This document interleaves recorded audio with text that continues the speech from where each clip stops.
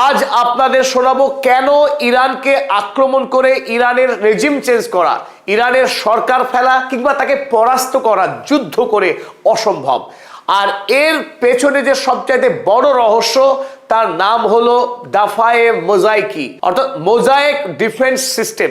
এর আগে বাংলায় কোনো ইউটিউবার এখনো পর্যন্ত ইরানের যে মোজাইক ডিফেন্স সিস্টেম তার উপরে কোনো ভিডিও হয়নি। পদাতিক চ্যানেল প্রথম ইরানের এই শক্তির রহস্যর বিষয়ে গবেষণামূলক তথ্যভিত্তিক উপস্থাপন করতে যাচ্ছে। চলুন শুরু করা যাক। ডোনাল্ড ট্রাম্প তিনি দাবি করেছিলেন ইরান আক্রমণ করে আয়াতুল্লাহ খামেনির মৃত্যুর মধ্য দিয়েই তারা ইরানকে ডিক্যাপিটেট করবে, অর্থাৎ মুন্ডুচ্ছেদ করবে।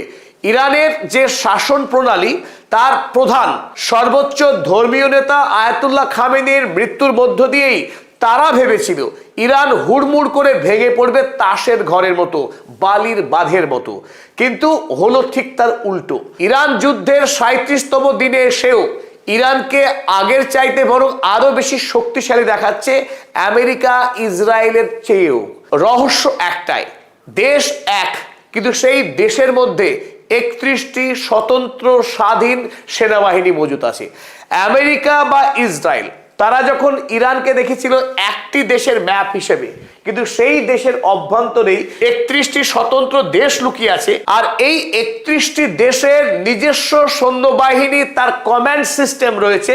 ফলে একটি প্রভিন্সের যদিও পতন হয়, ধরে নিলাম কথা তেহরান সিটি, তেহরান প্রভিন্সের পতন হয়ে গেল, সেখানকার সামরিক ব্যবস্থা সম্পূর্ণ অবলিটারেট করে দিল ডোনাল্ড ট্রাম্প। তারপরেও 30টি প্রভিন্স সম্পূর্ণভাবে সুরক্ষিত থাকবে। আর সেই 30টি প্রদেশ যখন এককভাবে যুদ্ধ শুরু করবে, তখন আমেরিকা যুক্তরাষ্ট্রের পক্ষে ইরানকে পরাস্ত করা, তার শাসন প্রণালীকে ভেঙে দেওয়া, ইসলামিক রিপাবলিকে ধ্বংস করা পৃথিবীর কোনো দেশের পক্ষে সম্ভব নয়। এই কারণেই ইরান পৃথিবীর একমাত্র সামরিক দেশ যার রয়েছে মোজাইক ডিফেন্স সিস্টেম। পৃথিবীতে অন্যান্য দেশের ক্ষেত্রে সেখানে চিফ অফ স্টাফ বা জয়েন্ট চিফ অফ স্টাফ, প্রধানমন্ত্রী কিংবা রাষ্ট্রপতির তত্ত্বাবধানে একজন সামরিক প্রধান থাকেন, যে সামরিক প্রধান নিয়ন্ত্রণ করেন স্থলসেনা, জলসেনা এবং বায়ুসেনা। আর যখনই এই জয়েন্ট চিফ অফ স্টাফ খুন হয়ে যান, অপসারিত হন, পুরো সামরিক ব্যবস্থা নেতৃত্ব শূন্য হয়ে পড়ে।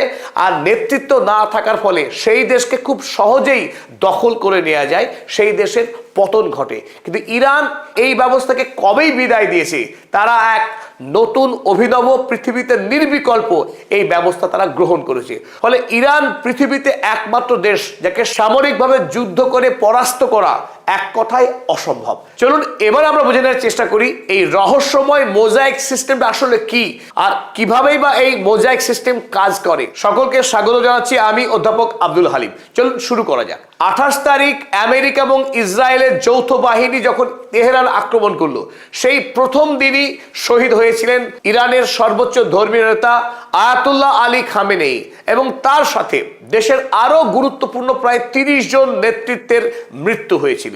আর সেদিনই সারা পৃথিবী ধরে নিয়েছিল ইরানের সম্পূর্ণ পরাজয় হলো, ইরান ধ্বংস হয়ে গেল আমেরিকার একদিনের আক্রমণেই, জায়নবাদী ইসরায়েলের একদিনের চক্রান্তেই সব শেষ হয়ে গেল ইরানের। তেমনটাই দাবি করেছিলেন ডোনাল্ড ট্রাম্প 1 মার্চ তার ট্রুথ সোশ্যাল মিডিয়াতে। তিনি দাবি করলেন Khamenei one of the most evil people in history, Khamenei ইতিহাসের সবচাইতে জঘন্যতম ব্যক্তি, is dead, এখন মৃত।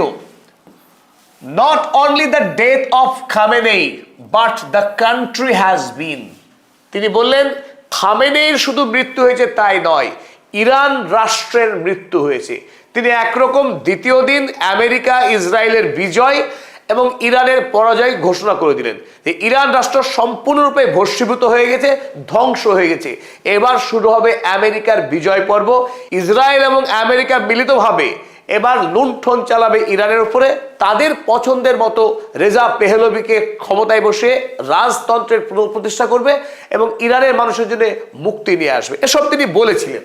আর এর উত্তরে আব্বাস আরাগচি দৃঢ় প্রত্যয়ের সঙ্গে জানিয়েছিল ইরানের না পতন হয়েছে না পতন হবে, কারণ ইরান সেই রাষ্ট্র যে রাষ্ট্রের পূর্বে আফগানিস্তান এবং পশ্চিমে ইরাক, এই দুই দেশেই মার্কিন যুক্তরাষ্ট্র সাম্রাজ্যবাদী আগ্রাসন করে দুই দেশের সরকার ফেলেছে। আর তখন ইরান পর্যবেক্ষণ করে দেখেছে কিভাবে এই দুই দেশের সরকার পতন হলো। আগামীতে ইরান যে মার্কিনদের হাতে আক্রান্ত হবে এ বিষয়ে ইরানিদের কোনো সন্দেহই ছিল না।